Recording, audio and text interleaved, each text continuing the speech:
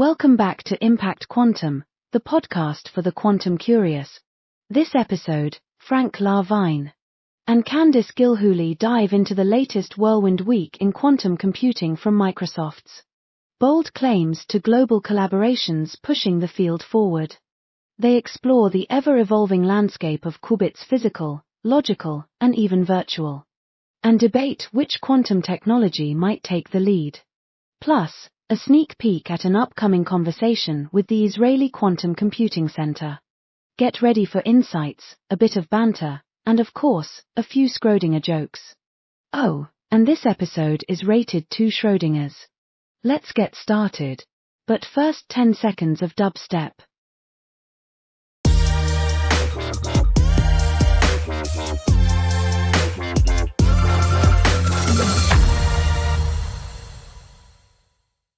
All right, hello and welcome back to Impact Quantum, the podcast for the quantum curious. My name's Frank Lavigne, and with me is Candace Gillhoolley, who is the driving force behind the relaunch of this show. How's it going, Candace?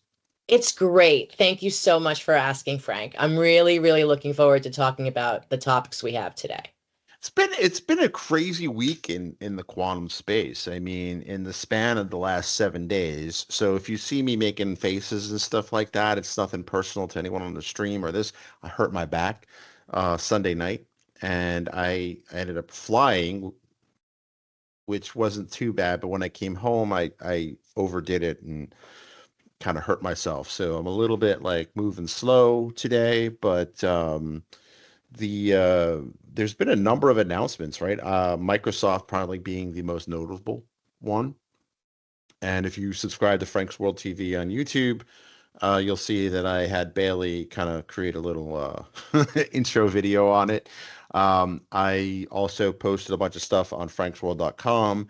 And the more I look into it, the more questions I have. So earlier today, I was on a call. There's a quantum interest group team at Red Hat, and a bunch of us were talking about it, and I wanted to get people's opinion of it, and they had some interesting thoughts on it. And maybe the press release is a little more optimistic than is warranted. But just the fact that the quantum news just is starting to come faster and more furiously, I think is indicative of that we are literally around the corner around some big news announcements and things like that. You and I are privy to some information that there's going to be some interesting stuff coming out soon, and we're under NDA, but like I really think that if this isn't the year, this is the setup for the year of quantum.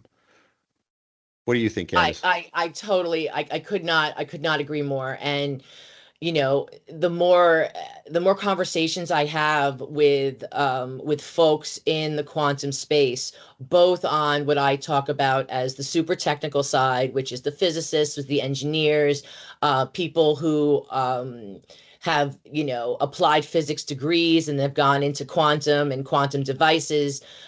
There's that aspect, and there's so much coming out from that side of it.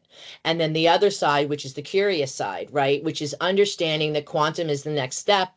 How is that going to affect the work that they do? How can they be involved with it more as it starts to explode? And it will explode, but it is still early.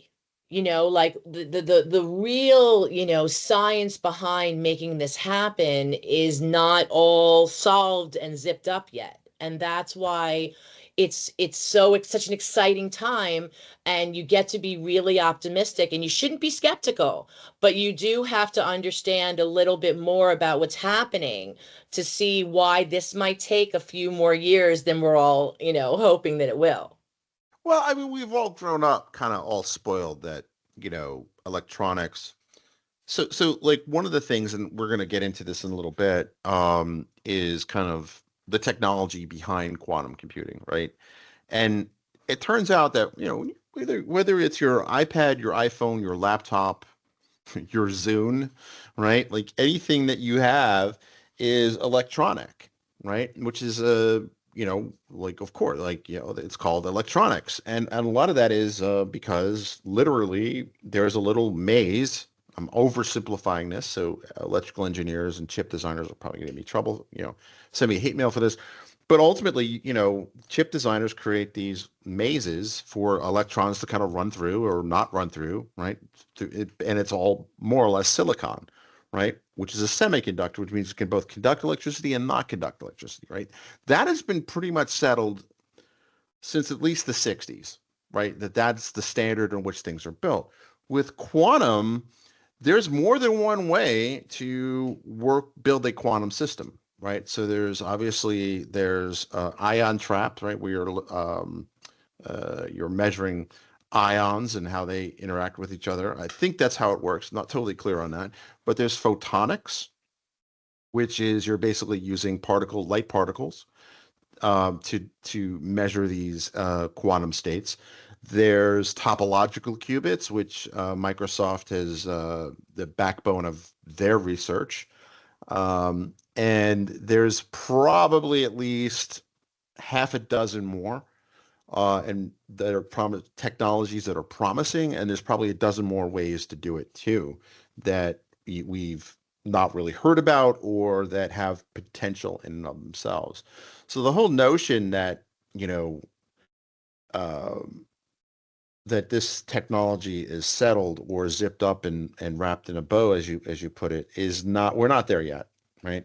And No. we may never get there, right? There are certain problems like quantum annealing we talked about last time, where quantum annealing is good at certain types of problems, but photonics may be better at other types of problems, et cetera, et cetera, et cetera.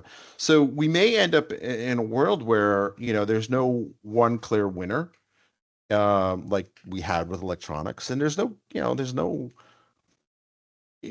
requirement for it to be that way, right?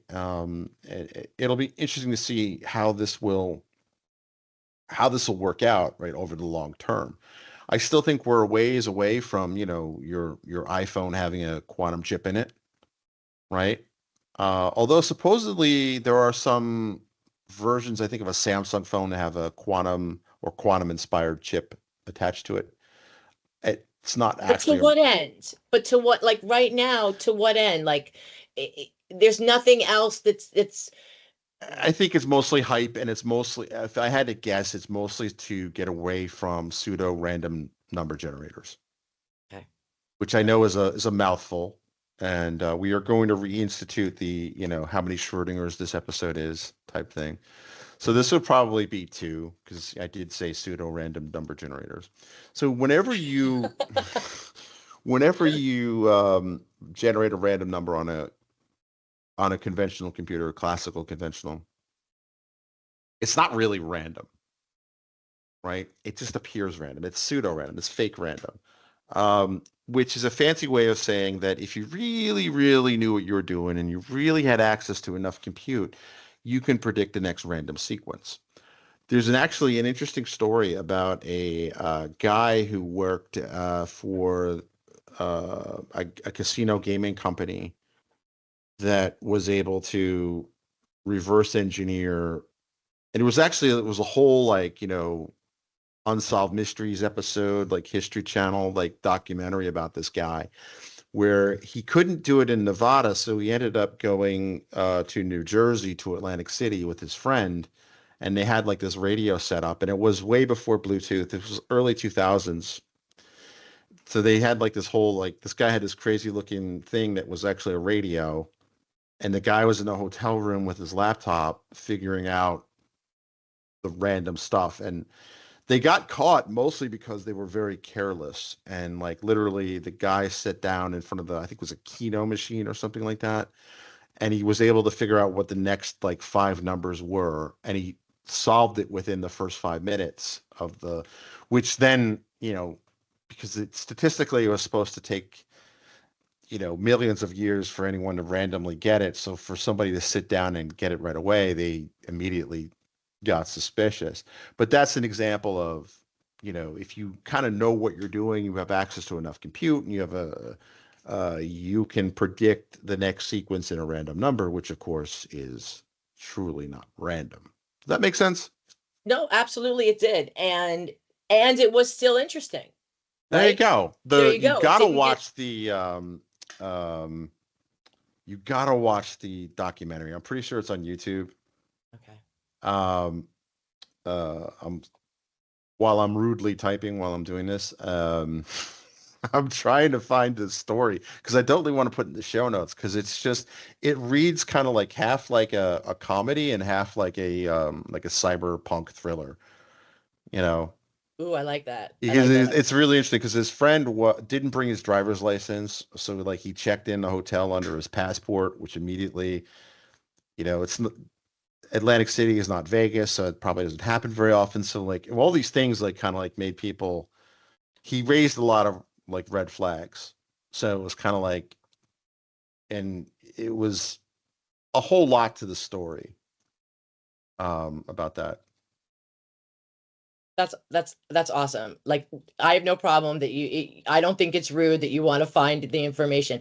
In fact, I wanted just to mention while it popped into my mind, and that we are going to be having a conversation next week with a gentleman who is the general manager of a quantum data center in Israel. Hmm. And I am incredibly excited to talk to him, to see what, for example, what Israel is doing right now in the quantum space. Because I will be honest with you, I find that, and I don't have a problem with it. Like we're going to talk about again, Germany, they are running fast and furious at this on this quantum pathway with D-Wave, and now there's this connection. Germany is making a deal with Singapore to work on quantum communications. Again, fantastically exciting. But one place that you don't necessarily hear about is Israel. But everybody also knows that Israel tends to keep quiet about what they're doing for their own country and their own good, because, you know, that's not a problem, as a national policy. But his name is Nir Al-Fassi, and we're going to be speaking with him, and he's at the Israeli Quantum Computing Center. And the reason I'm bringing this up is, number one, I'm really excited to talk to him, and this is a little bit of a plug for our next show and for people to come back and listen. But number two, this week there was more news that came out of Israel again about Quantum Machines, which is a company secures 170 million in funding, okay, in a Series B funding round, bringing its total to 280 million. The company provides control systems for quantum computers and plans to use the funds to support the development of more powerful quantum systems and expand its workforce. I just think this is really exciting news that's coming out of Israel.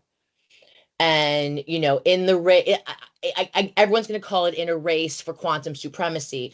I'd like to think of it as a collaboration of quantum supremacy. Well, I think um, it boils down to kind of what we talked about last time. Like, whatever country figures it out or whatever economy figures it out first is going to have significant advantages, right? And the most obvious would probably be national security, which is probably very top of mind for right. Israel. And the material science, the medical discovery, like whoever figures out first, yeah, there's a certain amount of collaboration, but humans being humans, there's going to be a lot of competition aspect of it too. But yes. So like we mentioned the big countries, right? We mentioned, the United States, China, India, I think was the other country we mentioned, and Germany. But I Mhm. think you can't rule out Israel. Israel has a very robust startup ecosystem, and this gentleman, he works for the quantum computing center there. So clearly, if you have a quantum computing center somewhere, then um, he clearly has some. There's clearly enough interest in the area, and again, for reasons, they probably don't announce a lot of some of the innovations and things like that. But yeah, I think it's going to get interesting. I think that once we have this technology, even before we have this technology wrapped up in a bow, there's a lot of interest and a lot of concern about this. Absolutely. So, is there any other news that's been from around the world that you'd like to cover? No, but I found out that the name of the gentleman Okay. was Ronald Harris, and he had his friend Reed McNeil. He worked for the Nevada Gaming Control Board in the 90s, and his job was to analyze the software, and that's how we figured out that a random number generator. He figured out how to exploit the fact that a random number generator is not random. Just wanted to Okay. close the loop on that one. Oh, okay. I like that. I like that. I like that. So I wanted to talk. So are we good with around the world? I think so. You know, Microsoft, kind of is probably the big story of the week was now I've heard it pronounced Majorana chip. It's spelled Majorana. Majorana. But yeah, so sorry, I had a not sure if we're going to leave this in, but you were talking to somebody, I think today, about virtual qubits. Yes, I totally wanted to talk about that. So I met this amazing physicist today in Europe, and her whole pathway has always been in physics, applied physics, and then finally now she's gone into quantum. And she was talking to me, and I'm actually going to read a quote of it because I don't want to get this wrong. I thought it was just so interesting. And I'm decided I'm going to write about that today. But quantum computing isn't just about having more qubits, it's about having the right ones. So physical qubits are fragile, error prone, and sensitive to just about everything. Logical qubits, that's where the real magic goes on. They bundle multiple physical qubits together using quantum error correction to create a more stable, reliable system. So what it means to me is, in fact, obviously the virtual bundle is much more powerful than just the singular physical qubit. But when you can put multiple physical qubits together and create this virtual bundle, if you will, that Well, sounds really exciting. I think a lot of it is too. It's related to error correction, right? Yes. And what's interesting is that when I was a young lad studying computer science, they taught us error correction, right? Because it was just kind of like electrons having to deal with noise, and sometimes this is very, very low level stuff. Like it's but it's largely a solved problem in the terms of electronics. So they don't even teach it anymore in comp sci. I don't know how long that's been the case. I would imagine electrical engineers still go through this, right? In terms of chip design and things like that. One of the guys I met at so my speaking gig on Monday was a chip designer. I should have asked him about that, but we'll talk more about my trip later because a really great group of folks, students and professors and stuff.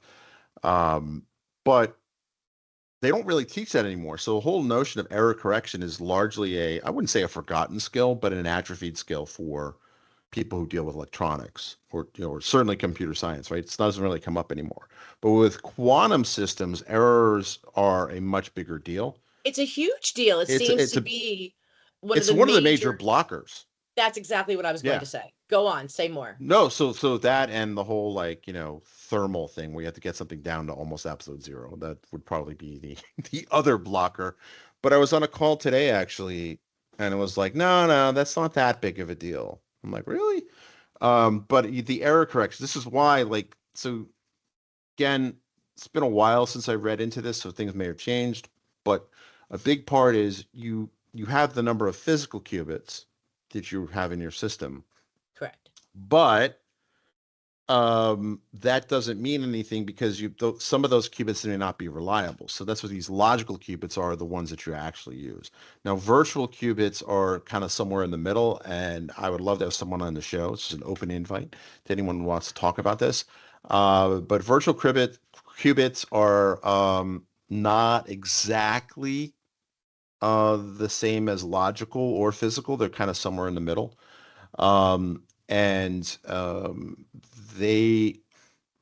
virtual qubits emerge as a result of encoding multiple physical qubits into a logical qubit. And the abstraction helps mitigate the instability and the noise against the physical qubits. And they are meant to be a way of achieving some form of fault tolerance in quantum computing. So I like to think of this like building a bridge. Okay, that's a good way to put it. Yeah. Thank you. You know me, I'm always going for a visual because I'm a visual learner. So I'm listening to all of this and I'm putting it together in my head, and my head is seeing individual bricks, and individual bricks, they can crumble, they can be fragile. And if you build it with just these bricks, that's not necessarily going to get you anywhere into making a bridge. But if you can add things to it to reinforce those bricks, like steel and cement and an advanced supporting system that can help deal with any weakness that is going to evolve in the bricks on the, as they are together. That to me is what the logical qubit is. A stronger, more reliable structure that is weaving together the physical qubits with extra support to create the virtual. That's a good way to put it. I don't know enough on the topic to disagree with you. Okay, well, I would love, again, an open invitation to have someone come and talk about why quantum is about building this kind of super solid, fault tolerant foundation, right? Right. And because go ahead. No, like it's sorry, I didn't mean to cut you off. No. The catch here, I think, is really like, how do you build a system that's fault tolerant and reliable, right? And not prone to errors, which is something that we don't really think about and when I talk about errors, it's not software engineering errors, like, oh, I divided by 0, right? Like there's plenty of ways to catch things like that, right? Whether it's a runtime exception, et cetera, et cetera, et cetera. But these are like errors at the actual physical chip level, right? Which is something we really generally don't have to deal with. What is interesting is that if you're building something to go out into space, they do have to deal with this. Even still, because the cosmic rays apparently will cause logic errors in chips. So a lot of these spacefaring systems, or systems to get certified in space, have to run things in triplicate. So there's 3 computers, or sometimes 2, depending on, I guess, the application. They'll have the same chip or same kind of hardware running in parallel at the same time. So if 2 can agree on something, then, because of the probabilities, you're not going to have exactly the same error at the exact same time across 3 different chips. So that's just an interesting use case of error correction in traditional hardware. But this is at such a low level that you need to have this baked into the hardware and the architecture at that level, right? This isn't for those software engineers that are listening, like, well, can't you just do a try-catch? Not really. Sorry, Candace, I cut you off. No, don't even be sorry. I'm going to blame the back. Right, no, and that's okay, and I'm going to support you on that, because I have no problem with that at all. I totally understand. You mentioned it for a second, but I'd love to talk some more about it. You went on a very cool trip this week. Yes. So tell us about the trip. So I'm super excited, as they say. Despite flying in this day and age with all the various airline incidents, right? I had an invite to speak at the University of Illinois Urbana-Champaign, which is a legendary computer science school. In fact, the fictional AI HAL 9000 from the 2001 movie series, he was built in not only. So I actually did a Wikipedia lookup because I remember Urbana-Champaign from reading that book as a kid. Okay. And I know, which is kind of sad that I was a kid reading that book, but here we are. But I remember the HAL 9000 was a sentient computer that basically went in 2001, kind of went psycho and killed everybody in the crew, right? He was the villain. The follow-up book basically explained that his orders to keep certain parts of that mission secret conflicted with his underlying programming of being sharing information openly, right? So that's kind of why he developed a psychosis, for lack of a better term. But the researcher and the not only was the researchers who built HAL in the book based at the University of Illinois Urbana-Champaign, but he actually was worked out of the same building I presented in, which was the Coordinated Sciences Laboratory, or CSL. So I was like, that is so cool. Like, this was the birthplace of a fictional character that is, kind of held up as one of the examples of, of AI and AI gone wrong in science fiction. I thought that was Right. cool. Because it shaped all of us, like all of us that grew up back that, in 1900 and hoodly who, Right. it shaped our perception of what AI could do, of how it could it put it a fear. I Right. mean, it absolutely put in a fear for us to say, computers are going to take over the world, and then this is what they're going to do. And so it was a true watershed moment for sure. Absolutely. And to this day, you can even ask Alexa, like, Alexa, open the pod bay doors. And then And she they will, understand. no, and then she will say, I'm sorry, Dave, I can't do that. And then she says, but mostly because we're not in space or something. She has like a snarky, like random Oh, I love addition it. to I it. love it.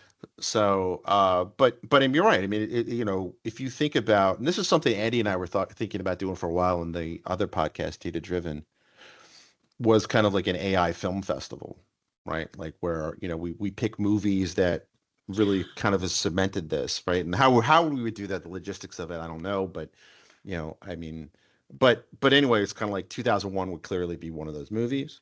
The Terminator, obviously, but also like lesser known movies like Short Circuit, right? Which Yeah, that's most true because people, it was emotive. It was right. it got to be emotive. You're absolutely right. Mm. Well, and it was like, one of the things that the I think Steve Gutenberg was the guy who built it. And there are also aspects of that movie that would ruffle the feathers of people's sensibilities today, but I'm gonna let that slide. But like he kind of like shows the Johnny Five, who was the robot that became sentient, like he poured some like tomato juice or something like that on a piece of paper. He goes, "What is this?" And he goes, "It's tomato juice." He goes, "See, you're just a robot." And then, but it was like a Rorschach thing, like he did, right? Like with Right, right, right. and he goes, but it looks like a butterfly. It looks like this. He goes, oh wow, like, but I thought that was interesting. So the notion of grasping that kind of abstract concept, at least in that story, was the notion of what made you quote unquote sentient. Right. No, And there's a bunch absolutely. of other movies. Like I also think that the movie Chappie is kind of like the gritty, violent reboot of the same movie, right? Because it's basically almost the same plot, point for point, but instead of being a defense robot for Department of Defense, it was a police unit, and it was meant to do policing and things like that. And then it kind of becomes self-aware and starts making its own decisions, which is what drives the plot. Don't want to give any spoilers, but it would be kind of cool. Like, but Chappie hasn't had the same impact as HAL or even R2D2 and C3PO, right? Like those are two, at least from my childhood, kind of like standout robots of, this is what artificial intelligence could be. Right, right. No, that's fair. I mean, that's where it all comes from. I mean, we are going to go back to your trip, but Yeah. it all comes back to, we were raised on the Jetsons. So Yep. we really believe that by the time we would approach being 50, let's say, there would already be flying cars. Right. Based upon kind of what we grew up with. So Or a robot maid like Rosie. Was it Rosie? yes. Yeah. Absolutely, absolutely. So let's go back because Sorry. you were telling me no, no, This is no, what we don't do. even. I know it's what we do. It's great. But you had such a good time. You said you spoke to so many interesting people and you were making connections like crazy. So tell me more about it. So it was really great. Like and it's I had to leave early because for family obligations I had to leave early. And I flew into Chicago, and Urbana-Champaign's about 2.5 hours south of there. And they do have an airport, but the availability of flights there is not really that great. Okay. And my airline, I'm not going to call them out by name, um, but they are an American airline. Boom, boom. Um, they were kind of signaling that they were going to cancel the flight because they're like, "Hey, if your travel plans are flexible, we'll give you credit." And Oh, I one of was like, and I those. looked like, how many planes do they have going in? I was like, you know what? That and with a lot of the recent drama in U.S. airspace, I was like, you know what? I don't want to go into a small plane in a small airport, Right. and it's only 2 hours of drive in, and my wife had me like, maybe I should drive the whole way. You know, it's about 10 hours.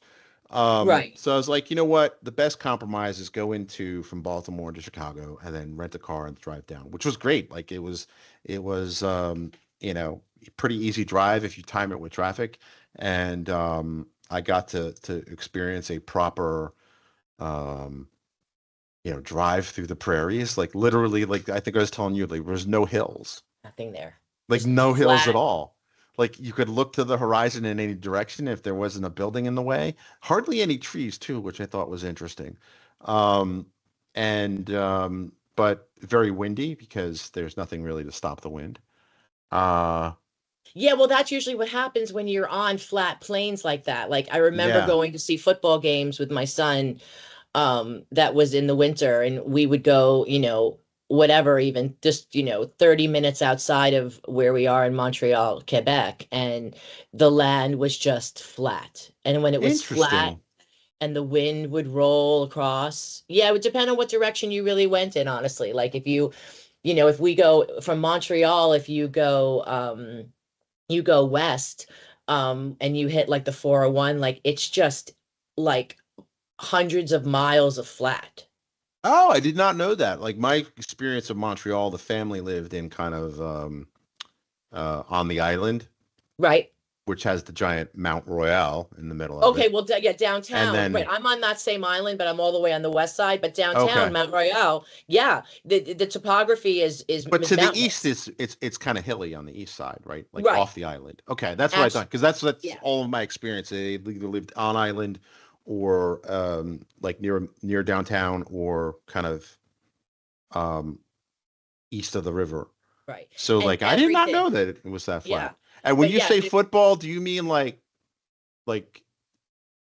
I American mean, football or soccer football? no, no, no. I mean, like American football. Oh, okay, Yeah, because you I mean, never like know American. when Canadians say football, like You think they might be saying soccer because it's just so could European. could go either way. Yeah, no, we did it right when when I emigrated to this beautiful country. The literally 3 weeks after coming here, I walked over to the Civic Center and I signed my kid up for hockey.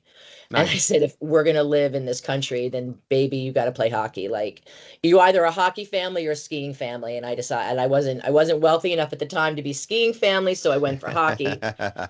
But I love it. And then he went to football, and then he also did wrestling. So No, it's cool. a very, as I've mentioned in my Tech Whispers newsletter that you can sign on from at LinkedIn. Canada is a very community driven country.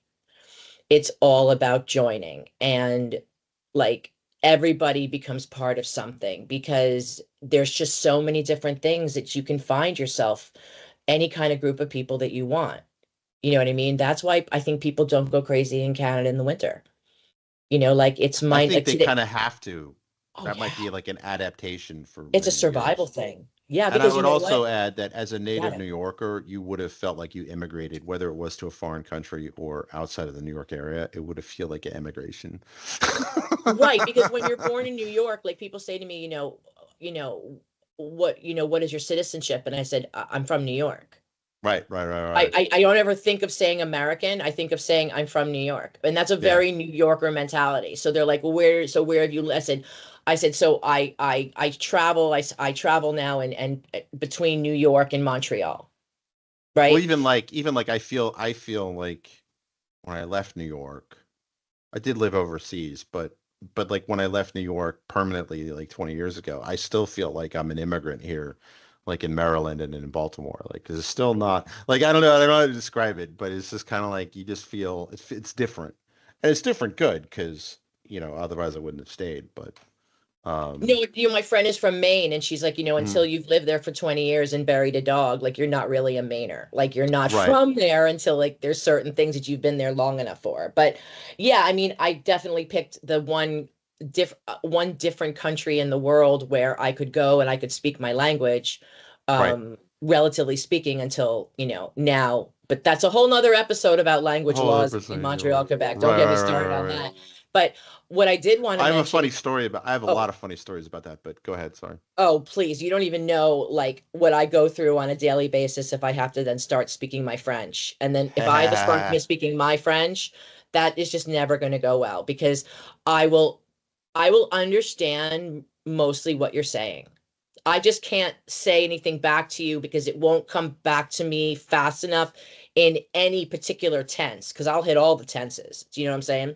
So, but that's okay. It's a beautiful, beautiful country, and it's been an amazing place to raise the kids. I'm definitely going to say that. I'm not hearing anything exciting about quantum coming out of Canada, but right now Well, Canada's it's interesting that you say that because one of the top researchers is, and I know I'm going to pronounce his name wrong, is Joshua Bengio, who okay. is out of Montreal. Oh, okay. I should find out more about that then, Yeah. So there's because definitely a lot going on now in terms of quantum. I'm not exactly sure, but it's not. And again, like I don't want to mash up the two worlds, but there's definitely a certain amount of mathematical expertise to be a top researcher in AI and a top researcher in quantum, right? Like there's a lot absolutely. of skill overlap. Now they're not exactly the same. Please hold off on the hate mail just yet. But no, I mean like, where you have one type of intellectual firepower, you're probably going to find, related types of um lines of thinking, right? Like so that would be a good topic for a future episode. Like what is the Canadian kind of footprint in this? I would Absolutely. imagine it's probably centered around either Vancouver, Toronto, or Montreal. Would be where I'd Yeah. put my I mean, I um would say I would think it would be more Vancouver or Toronto. The only reason I think Montreal has a chance is because of how low our energy costs are being related to hydro. that's true. Hydro Quebec really keeps our energy prices low, that they're just so much lower than even right next door in Ontario. It's absolutely ridiculous. Interesting. But it's really crazy. And it's because we use the water. We have the water so completely, locked down, to service us properly. That's why there was so much blockchain and crypto mining going Oh on yeah, because because the electricity the hardware and electricity are two major costs, and that's why yeah, Montreal, Quebec, and Iceland of all places because they use right? geothermal. Yeah. Exactly, exactly. So that's why I was kind of thinking about with the whole geothermal aspect of quantum. Why aren't we looking at countries that, you know, have to live and survive, in essentially the cold snow? Right. Why aren't we looking more at Norway, Sweden, Finland?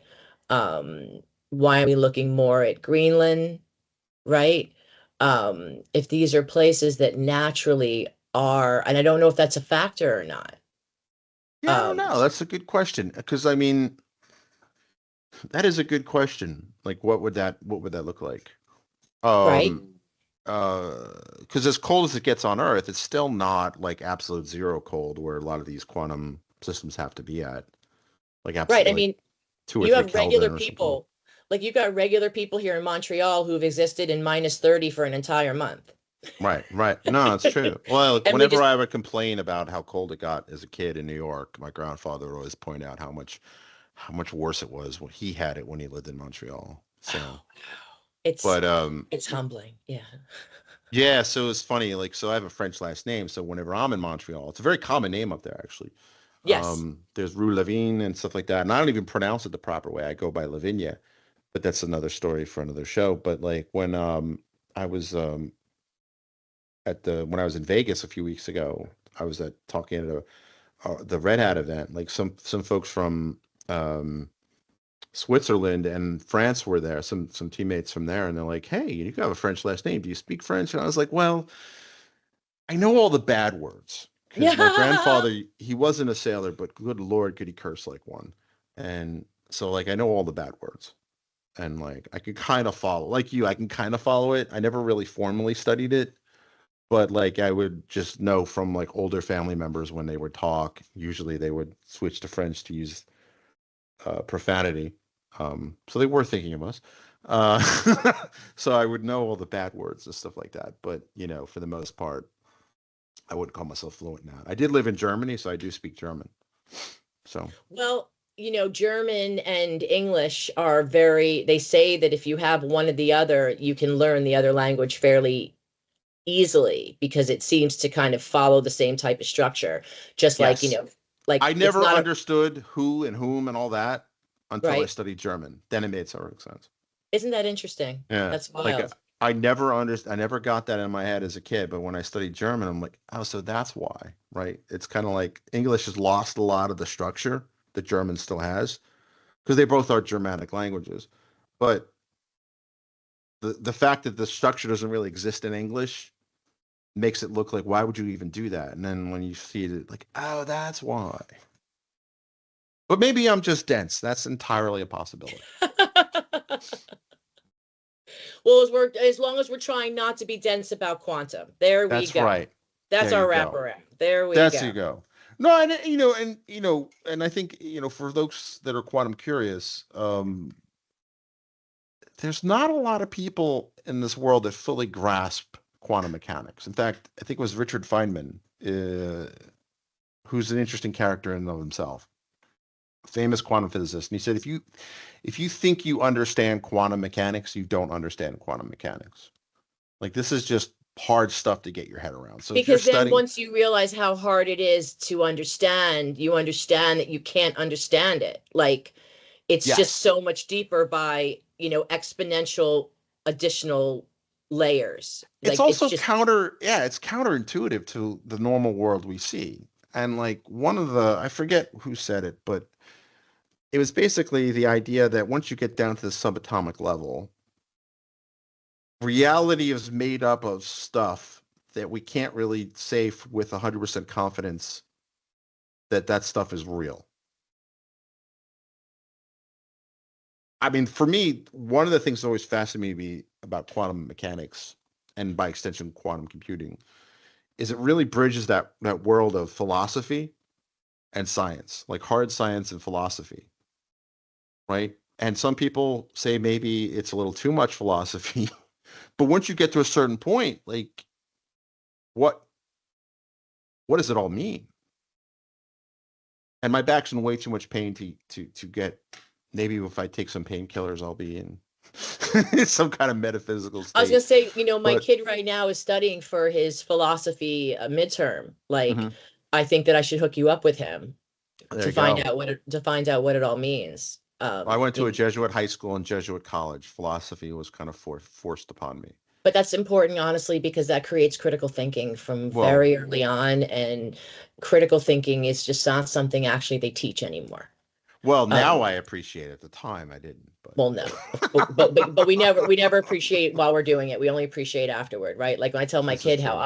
I would enjoy college on a next level if I got to redo it, Oh, right? Like just absolutely. and I would just take so many other different type of courses just to take and learn, right? And you would know when not to what is kind of short-term BS versus kind of long-term value. Like I think that's Absolutely.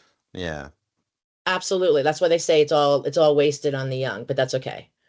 That's okay. I, We love I them. I never understood that until I got older, and I'm like, oh yeah, that's why they say No, youth is I wasted understand it as on. soon as I sent my kid to college. It literally clicked. I mean, a lot of the things, they get to experience new things as kids and it's exciting and I get that. Right.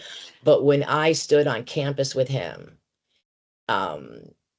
and was dropping him off and looking at Right. his eyes and watching what his eyes were doing. And he's like, I am the center of the capital of Canada in Ottawa, and all of this is at my fingertips. And, like, forget it. Like, I didn't hear from, like, I was happy I heard from him like 7 hours later, but that's because he never stopped walking around the campus and going into every single building. And he's like, Oh, there's wow. here's a wall of leaves, and the whole room is oxygenated by the wall. I'm like, oh my God, I That's would cool. love.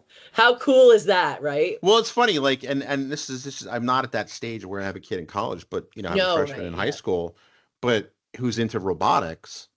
And one of the hosts, shout out to you, Shreya, of the event I was at, she's a PhD. She's working on her PhD in robotics.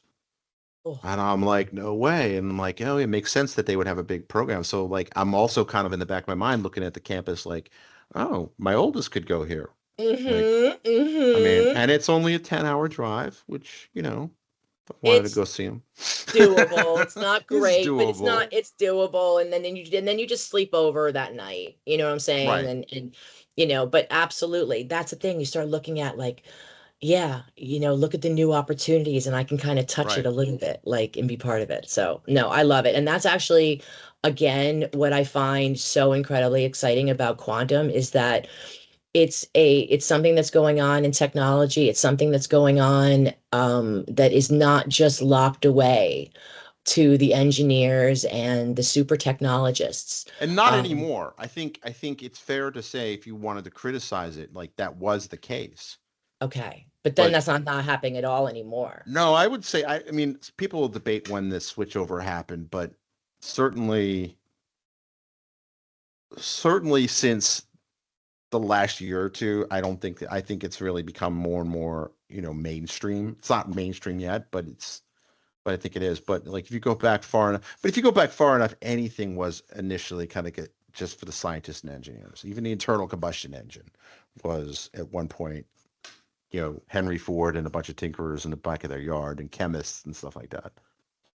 I think when we edit this, we might want to consider, but, like, there's something that you mentioned before that I'm still thinking about, and I think would be really interesting, Mhm. for more discussion, is the idea that since there are so many different kinds of qubits, and those qubits serve different purposes, superconducting qubits, are going to be can be used,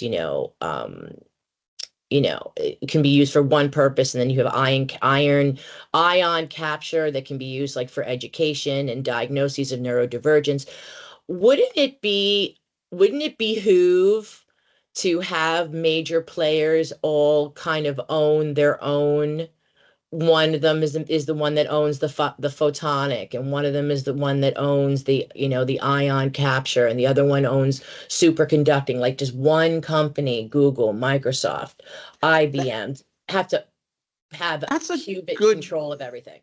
that's a good question, and I think you're already seeing that kind of play out, right? Like Microsoft has doubled down on the topological qubit mechanism. Um, and there's it I think sometimes to their detriment.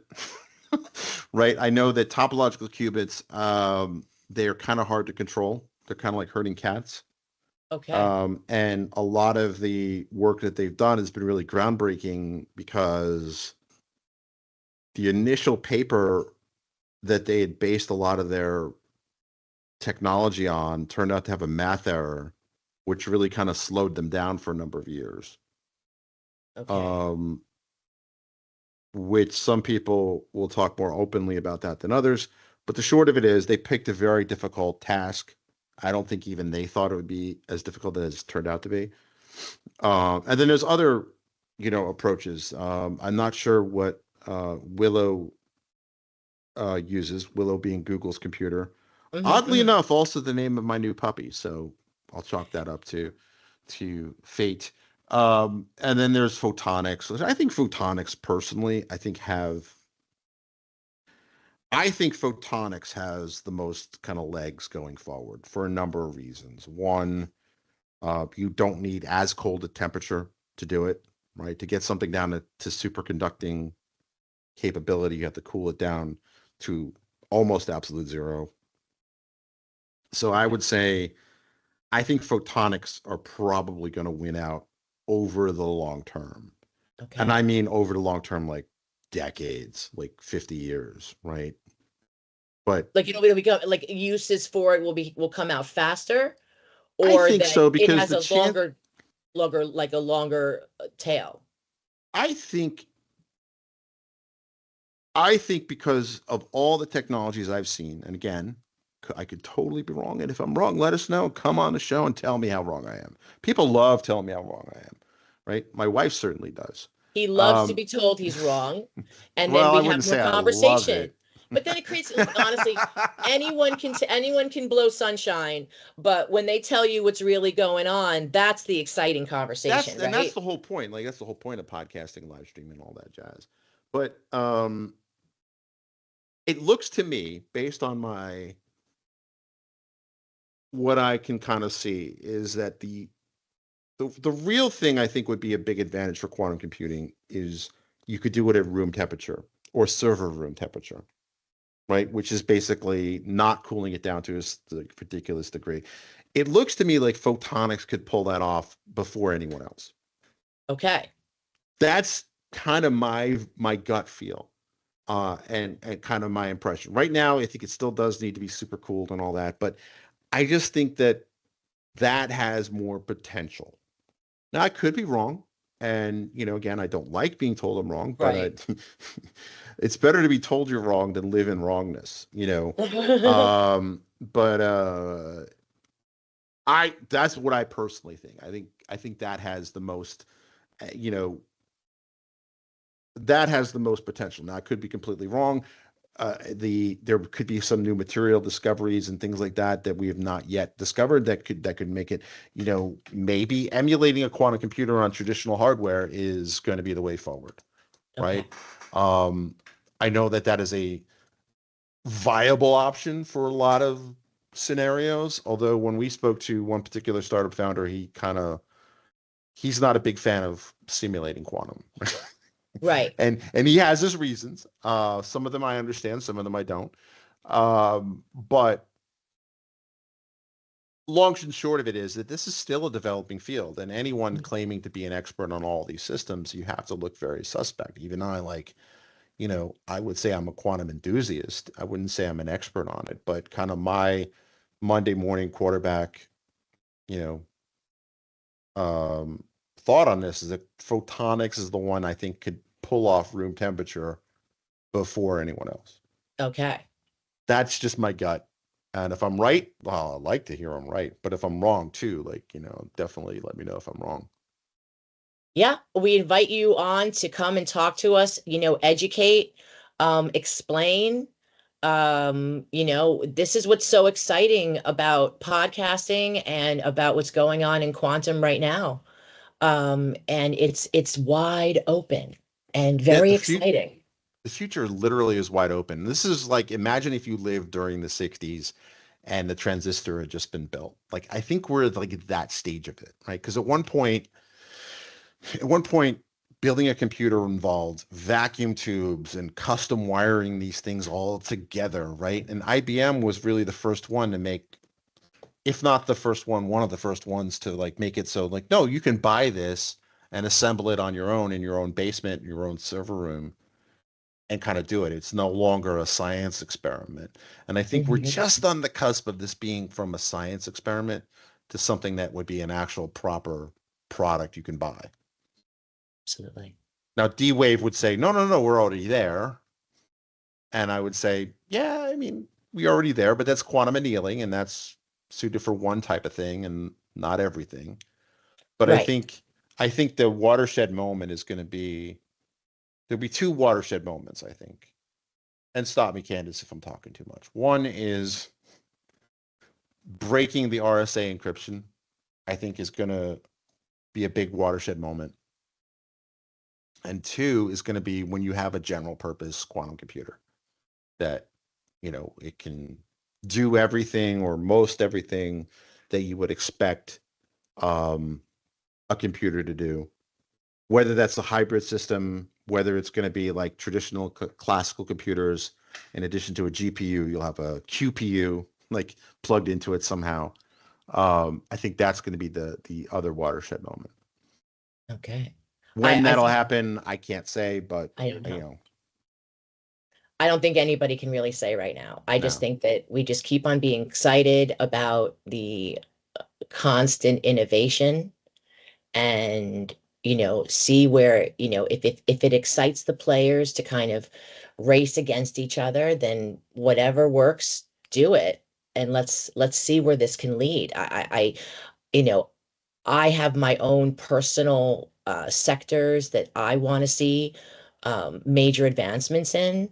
And I think that, one of them being like tailor-made, drug discovery for people with certain type of illnesses. Another one is, as a parent of children with neurodiversity, I think that there have got to be way better ways to do diagnosis for these children where they're not so like stressed out and stuff. So, and you can actually get something that is accurate. So I think the future is bright.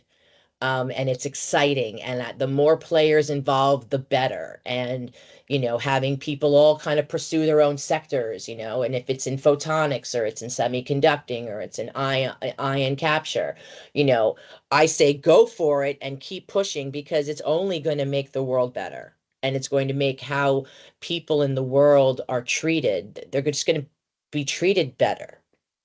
Absolutely. That's what I think. And I think that if you're curious about this, the best time to plant a tree was 20 years ago. We're kind of in that, well, not 20 years ago, but we're kind of in that phase where if you want to learn this, start now. Yes, it's hard. Yes, it's going to be difficult. But 5 years from now, 10 years from now, you'll have some familiarity with this. And who knows, you may really catch on to it and be really into it. I mean, anything can happen.